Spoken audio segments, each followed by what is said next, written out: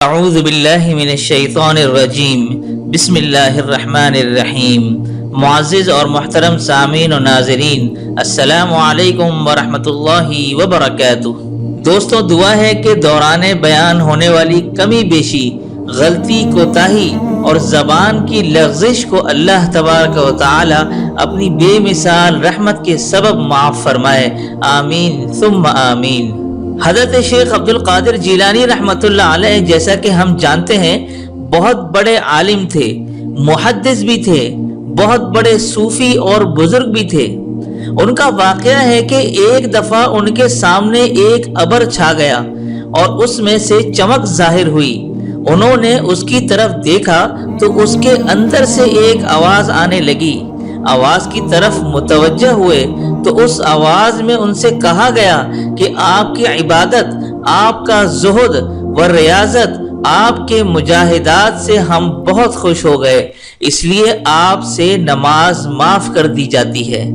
حضرت شیخ عبد القادر جیلانی رحمۃ اللہ علیہ نے یہ سنتے ہی سوچا کہ نماز اللہ کے نبی صلی اللہ علیہ وآلہ وسلم سے معاف نہیں ہوئی، جبکہ آپ صلی اللہ علیہ وآلہ وسلم کی عبادت، ریاضت کا جو حال تھا وہ سب کو معلوم ہے، تو میرے سے کیسے معاف ہو سکتی ہے؟ لہٰذا یہ دراصل شیطان کی آواز ہے۔ پھر لا حول ولا قوت الا باللہ پڑھا۔ یہ پڑھنا ہی تھا کہ وہ ابر جو نظر آ رہا تھا اس کے اندر سے چمک ظاہر ہو رہی تھی، وہ دھوئیں کی شکل میں تبدیل ہو کر غائب ہو گیا۔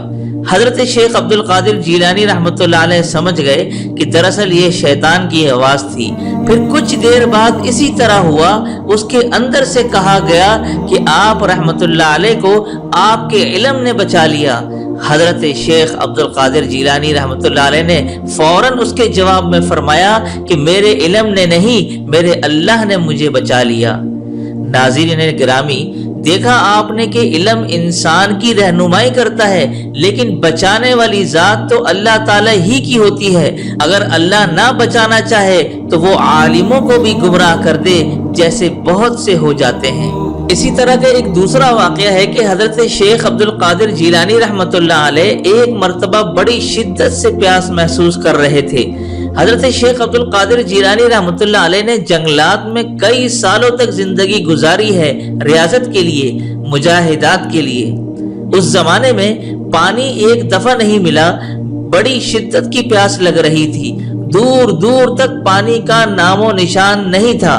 اسی وقت ایک ہاتھ ظاہر ہوا اور اس ہاتھ میں ایک گلاس تھا جو سونے یا چاندی کا تھا، اور اس کے اندر پانی بھی تھا، اور آواز آ رہی تھی کہ آپ رحمت اللہ علیہ کے لیے یہ جنت سے بھیجا جا رہا ہے، آپ اس کو لیجئے اور استعمال کیجئے۔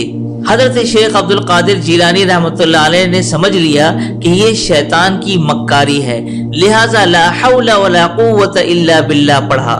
حضرت شیخ عبد القادر جیلانی رحمۃ اللہ علیہ کو یہ بات کیسے سمجھ میں آئی کہ یہ شیطان کی مکاری اور عیاری ہے؟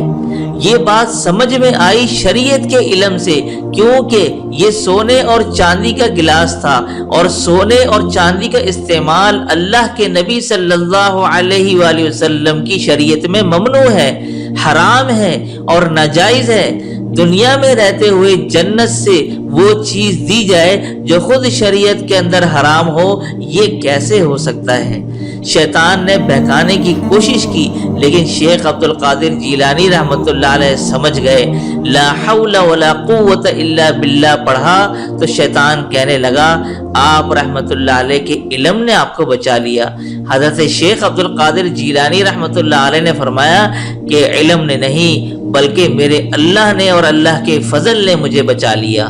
ناظرین کرامی، تو اس طرح علم ہماری رہنمائی کرتا ہے کہ جس کی وجہ سے شیطان کی مکر و فریب کو سمجھنے میں ہمیں آسانی ہو جاتی ہے۔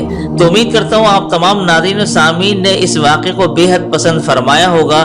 اسی طرح کے اسلامی واقعات سننے کے لیے آپ کا اپنا چینل نالج فورس، اس کو سبسکرائب کر کے بیل آئیکن دبا کر نوٹیفیکیشن لازمی حاصل کر لیں۔